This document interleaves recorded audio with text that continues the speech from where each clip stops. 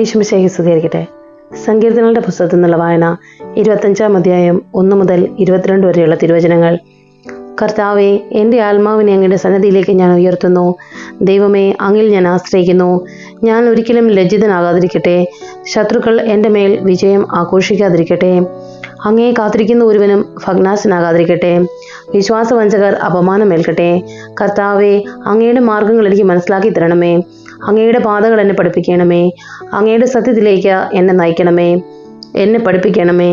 എന്തെന്നാൽ അങ്ങാണല്ലോ എന്നെ രക്ഷിക്കുന്ന ദൈവം. അങ്ങയ്ക്ക് വേണ്ടി ദിവസം മുഴുവൻ ഞാൻ കാത്തിരിക്കുന്നു. കർത്താവെ, പണ്ട് മുതലേ അങ്ങ് ഞങ്ങളോട് കാണിച്ച അങ്ങയുടെ കാരുണ്യവും വിശ്വസ്തതയും അനുസ്മരിക്കണമേ.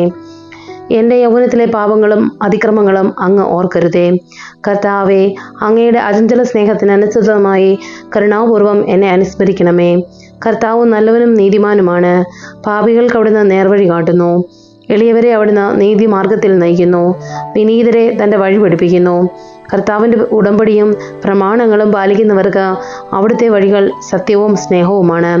കർത്താവെ, അങ്ങയുടെ നാമത്തെ പ്രതി എൻ്റെ നിരവധിയായ പാപങ്ങൾ ക്ഷമിക്കണമേ.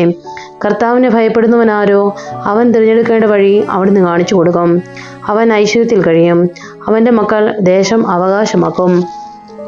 കർത്താവിൻ്റെ സൗഹൃദം അവിടുത്തെ ഭയപ്പെടുന്നവർക്കുള്ളതാണ്. അവിടുന്ന് തൻ്റെ ഉടമ്പടി അവരെ അറിയിക്കും. എൻ്റെ കണ്ണുകൾ സദാ കർത്താവിലേക്ക് തിരിഞ്ഞിരിക്കുന്നു. അവിടുന്ന് എൻ്റെ പാദങ്ങളെ വലയിൽ നിന്ന് വിടുവിക്കും.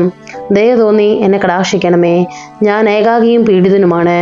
എൻ്റെ ഹൃദയവ്യഥകൾ ശമിപ്പിക്കണമേ. മനക്ലേശത്തിൽ നിന്ന് എന്നെ മോചിപ്പിക്കണമേ. എൻ്റെ പീഡകളും ക്ലേശങ്ങളും ഓർത്ത് എൻ്റെ പാപങ്ങൾ പൊറുക്കണമേ. ഇതാ ശത്രുക്കൾ പെരുകിയിരിക്കുന്നു. അവർ എന്നെ കഠിനനായി വെറുക്കുന്നു. എൻ്റെ ജീവൻ കാത്തുകൊള്ളണമേ. എന്നെ രക്ഷിക്കണമേ. അങ്ങിൽ ആശ്രയിച്ച് എന്നെ ലജ്ജിക്കാനിടയാക്കരുതേ. നിഷ്കളങ്കതയും നീതിനിഷ്ഠയും എന്നെ സംരക്ഷിക്കട്ടെ. ഞാൻ അങ്ങയെ കാത്തിരിക്കുന്നു. ദൈവമേ, ഇസ്രായേലിനെ സകല കഷ്ടതകളിൽ നിന്നും മോചിപ്പിക്കണമേ.